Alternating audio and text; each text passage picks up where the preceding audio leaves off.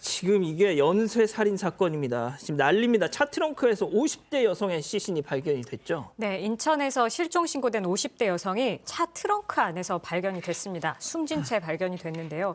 이 여성의 딸은 지난 4일 저녁 7시쯤 인천 남동구에서 어머니가 실종됐다고 신고를 했는데 시신은 미추홀구 인하대역 근처 주차장에 세워진 차에서 발견됐습니다. 예. 자, 경찰은 일단 용의자를 정말 빠르게 검거를 했더라고요. 그렇죠. 예. 피해자의 차량에 블랙박스 그리고 뭐 CCTV가 있고요. 그리고 통신 기록 조회를 했습니다. 그래서 50대 남성을 유력한 용의자로 특정을 했습니다. 경찰 이 남성이 평소 이 여성하고 알고 지냈는데 살해를 한 뒤에 카드로 또 돈을 뽑아갔던 것도 확인을 했고요. 공범의 도움을 받아서 이 피해자를 차량 트렁크에 유기를 한 사실도 확인을 했습니다. 자, 승희 의원님, 그때 이 피해 여성에게서 이 카드를 뺏어서 인출해간 돈이 고작 수백만 원밖에 안 됩니다. 예?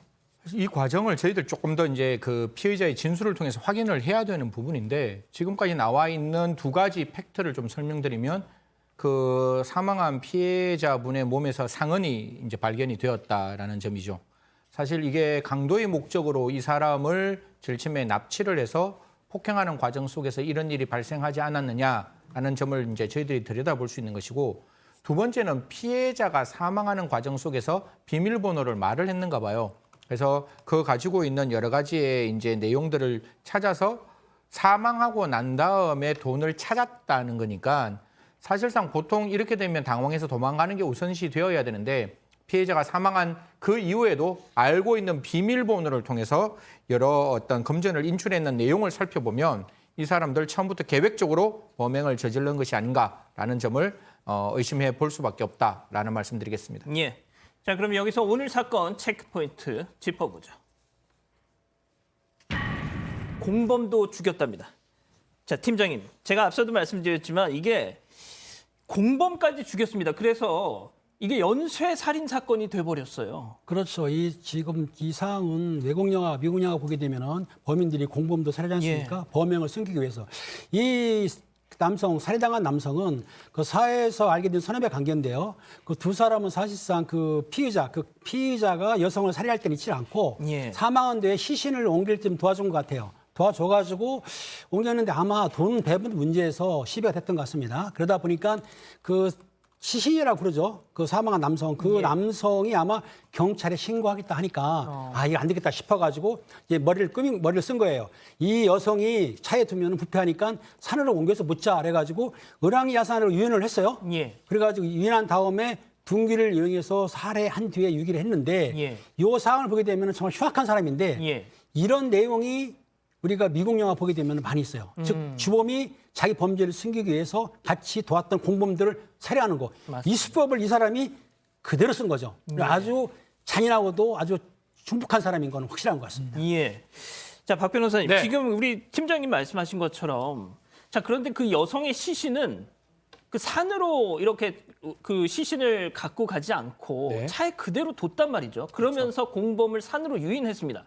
자, 이건 누가 봐도 계획 범죄인 것 같은데 본인은 또 그렇게 주장을 않고 있어요. 그렇죠. 이 경찰 조사 과정에서 우발적으로 여성하고 말다툼을 하다가 살해를 했다라고 얘기를 하고 있고요. 이 남성 같은 경우는 또 금전 문제로 다투다가 이 공범이 경찰에 신고하겠다고 하니까 둔기로 때려 숨지게 했다라고 본인은 말을 하고 있는 상황입니다. 그렇지만 이제 피해자들은 지금 사망을 했고요. 피의자는 지금 살아있는 상황이기 때문에 본인한테 유리한 얘기를 하려고 동기를 아마 얘기하는 걸로 보이고 대부분 지금 우발적으로 했다고 얘기를 하지만 둔기를 준비했던 것 아니면 또 어떤 유인하고 갔던 것을 봤을 때는 계획적 범행에 더 무게가 실리는 게 사실입니다. 자, 팀장님, 지금 박 변호사님 말씀하셨지만 팀장님이 보시기에도 이 사건 아주 계획된 범죄라고 보시죠? 그렇죠. 왜냐하면 4일 날 여성을 살해한 다음에 또 5일 날 살해지 않습니까? 그러니까 연쇄 살인을 맞는데 이 범인이 처음부터 여성을 살해하고 금품을 강취하고 자기를 도와줬던 공범을 살해하는 이유가 범행이 들통날까 봐. 그러니까 처음부터 계획적인 거는 그 박 변호사님 얘기했지만 확실한 것 같아요. 자, 일단 앞서 그 영상 다시 한 번만 좀 보여주시죠. 오늘 2시부터 말이죠. 오후 2시부터 실질 심사를 받으려고 저렇게 등장을 했는데, 자, 뭐 들어온 내용이 팀장님 있나요? 기본적으로 저런 상황 속에서 사실상 뭐 영장 실질 심사를 거치고 이제 들어가는 과정에서는 지금 불로우 처리돼서 사실 보이지 않는데, 지금 두 사람을 사망에 이르게 했다. 그리고 저희들은 아직 범죄 수법은 지금 나타나지 않았기 때문에 그 범죄 수법의 잔혹성이 인정된다면 신상 공개 가능성은 분명히 있지 않을까라는 생각을 합니다. 다만 영장 실질 심사를 마치고 이제 구속이 되면 구속 후에 검찰로 송치할 때 딱 한 번의 기회가 있는데, 저 모습 저대로 똑같이 검찰로 송치된다면 사실 신상 공개가 된다 할지라도 과거에 저 사람이 가지고 있던 사진 한 장, 달랑 저희들이 볼 수밖에 없지 않을까, 그렇게 생각합니다. 뭐 일단 얼굴이 공개가 된다고 해도 또 마스크를 쓰고 있겠죠. 취재진들이 뭐 벗어달라 하더라도 벗지 않으면 또 온전한 얼굴을 볼 수가 없습니다. 자, 팀장님께 하나만 더 여쭤볼게요. 네네. 역시나 이 피의자, 이 강도 살인으로 10여 년을 복역한 후에 출소를 했다고 합니다.